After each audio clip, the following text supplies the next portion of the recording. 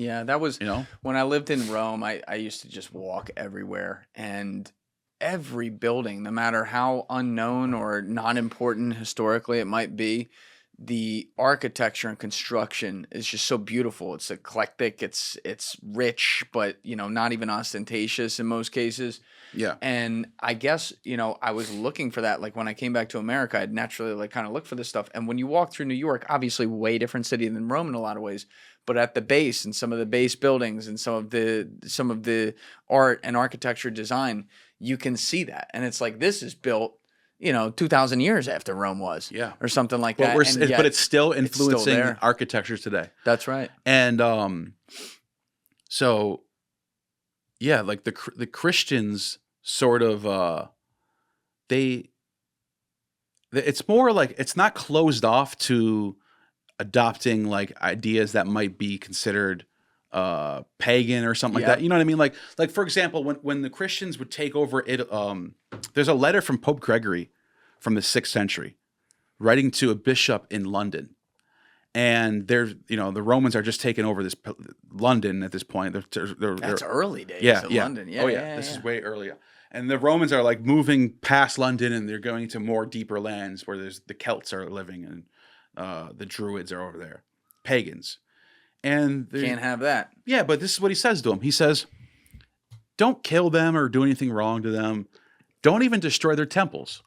Take the idol out, put a cross in there, sprinkle it with holy water and bless it and make it a church. And this is how the church, this is what grew Christianity so fast, is their ability to sort of go into other holy spaces, slap a cross on it, reincorporate it, and it made people happy though. Because the Druids this is their holy spring or whatever, some waterfall or something, or a mountain maybe, some holy spot, some tree that they worship that was now converted into a church, and they thought it had power. And they were more likely to continue going there even after it got converted. This was part of their playbook. Like Paul in Corinthians is telling the Corinthians to go and eat meat sacrificed to idols. If you want to pull this up? Yeah, please. Paul, Corinthians, meat sacrificed to idols.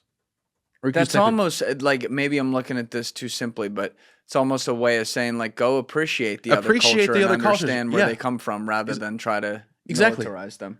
So 1 Corinthians 8 says, now about food sacrificed to idols. This is pagan magical food that was sacrificed to a pagan god. We all possess, by the way, the word is gnosis in Greek. We all possess gnosis, but gnosis puffs up while love builds up. Those who think they know something do not yet know as they ought to know, but whoever loves God, by God. So then about eating food, he just goes on a random detour. So about the food sacrificed to idols, we know that an idol is nothing at all in the world. There is no God but one. For even if there are so-called gods, whether in heaven or on earth, or indeed there are many gods and many lords, yet for us there is but one God, the Father. From all things came, and for whom we live, there is one Lord, Jesus Christ, blah, blah, blah, blah. Now, anyways, what he's telling them is, you live in the Roman Empire, because at Paul's time, there was like 3% of the empire was Christian, maybe 3 at the most. 97% of the empire is pagan. So don't disrupt the empire. Go out there and be gracious, be polite. Eat the food that's offered to you, because it's not going to do anything to you. It has no power over you. And it basically lays out the blueprint that Pope Gregory picks up on. Go into these places, take the idol out, bless it with holy water, and just convert it into a church. So they're still trying to, in a somewhat controlled manner, spread their dogma, but they're trying to do it in a way that they feel is the most respectful. And in a way that can contain the beauty of Roman culture as much as possible without destroying it too much. Yeah, it's a little bit of not a perfect example here, but it's a little bit of a Trojan horse type. Okay. And this got them through the persecutions and the Diocletian. I was reading about the Diocletian persecutions, the Great Persecution. One of the persecutions that he made them do was they had to attend the sacrifices and eat the meat. And I don't know if Diocletian knew this, but they're reading Paul, and going, Paul says it's okay, Right. so let's do it. And it gets them, it helps them get through these things. It also makes them sort of bulletproof because like they don't have anything they can't do anymore. They're just like they don't believe in these gods. These guys have no power over them, so it's like whatever. Who cares that they worship them? And that sort of mentality is why Christianity was able to adapt and thrive and survive throughout the times. It's amazing how long and how much it's grown and continues to be such a mainstay. But you were telling me before, because your name is Gnostic Informant online. And when you were after you had your first moment where you're like, I don't believe this anymore at your second baptism or whatever, you explained how you were turned to a lot of these early Gnostic Christianity groups and saw a lot in there that you liked and you were looking for something to believe in. But you told me before we got on camera that you're not a Gnostic at this point. So what do you consider yourself? So in the definition of Gnosticism that Carl Jung provides, which is not necessarily anything to do with Christianity at all. It's just the idea that you believe that gnosis is knowledge. It just means knowledge in Greek, not gnosis. The idea that you put gnosis over faith. That I believe in me personally, I do believe that knowledge is important to learn. To learn about science, to learn about mathematics, to learn about history is important for not just knowing things, but also developing your own character and also learn, how you go about the world. I actually do believe that concept makes a lot of sense.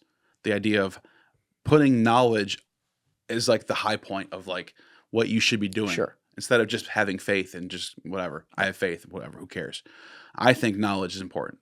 So that makes, under that definition, I'm still a Gnostic. I still believe in that. I just don't have the sort of Gnostic Christian beliefs that I used to have 6-7 years ago. Right. So it's not skewed towards one of the necessarily like afterworld belief systems, effectively. Yeah. Like I don't believe in the demiurge, but you do believe there's something up there. Yeah. I'm very comfortable with that. Yeah, I'm not an atheist. I think so. My belief about God is this: I believe in the muse, which is divine inspiration for poetry, for music, for podcasting, for film, for writing books. Anything creative. I believe that people have the ability to tap into what we call the muse, something that gives us inspiration. And I think that particular thing and this idea of being inspired by something greater than you, I think there's something to that. I also think like Socrates talked about everyone having a personal daimon. It's like a personal inner spirit that tells you when not to do things or to do things. I also think there's something like that going on too. As humans, we have this inner voice that sometimes you don't even know why. Just don't go to that party tonight. Something bad's going to happen. And then you just don't go, and then it turns out to be a good thing. I think there might be something to that. Some sort of voice that we all can tap into. And the Greeks called it the muse. It's basically divine inspiration. I believe that. That's my current theological worldview right now. I like that. I think the biggest thing for me, and I talk with a lot of people about this, is that, we're just humans who were lucky enough to get on this little rock in the middle of a giant fucking galaxy that we don't even know the extent of. And it's like, it's crazy. You don't know. That's the one thing we all got in common. Two things. We're all going to die, and we're not really positive what happens afterwards, right? Yeah. And what it all is. And there's evidence that we can gather from things that maybe have divine inspiration that have been left here on earth, which I think would be great if that's true. But I always just try to live my life humble of what I don't know and humble in the idea that something had to put me here. And whatever that God is, that's why I'm very at peace and comfortable with the belief that there is something higher up there that makes this thing go. Whatever that is, I'm going to have to answer for that when this is done. So do a lot more good to people than I do bad and try to atone for it when I fuck up and do bad, Yeah, and I think there's something to the idea, but it might be evolutionary, but like we feel dread and feel horrible when we do the wrong things. Yeah. but we feel good when we do the right things. So Yes. it's something that's a spiritual thing right there. Absolutely. Now, people might say that's just all evolutionary. It's how it's survival. You mess up, you're supposed to feel bad. Fine. I don't think there's any different. I don't think there's anything different about that. It's just the way you're looking at it. But also, a lot of atheists, for example, they'll like laugh and snicker at the idea of the cosmological argument, which is like everything in the universe has a cause, and like going back to the beginning, what was the cause of the first cause? Is it a mind? I think there's something. I think that's a decent, fair argument. That if everything has a cause, then is the first cause God? I don't think there's anything wrong with that statement. I think that's perfectly reasonable to push forward that theory. Yeah. It's you know what, in doing this job too, I talk with people from so many different backgrounds who have so many different perspectives on different stuff, but it's such a, this one never gets old to talk about, just because seeing how people, I don't know, rationalize it and rationalize why we're here and what we're doing.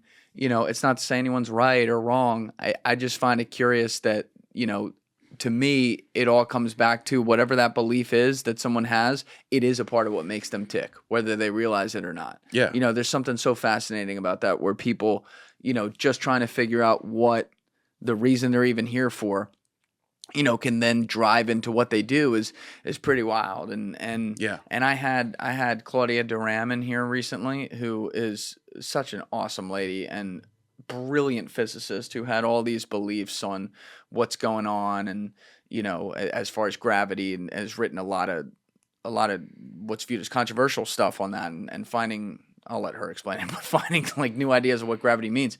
And yet she's so happy-go-lucky and taking in everything and in awe of everything around her, like as a person. And Nice. She thinks it's all for no reason. Thank you guys for checking out this clip. If you haven't already subscribed, please subscribe and hit the like button on this video. It is a huge, huge help. And if you'd like to check out this clip's full podcast episode, that link is in the description below or right here. And finally, you can follow me on Instagram and X by using the links in my description below.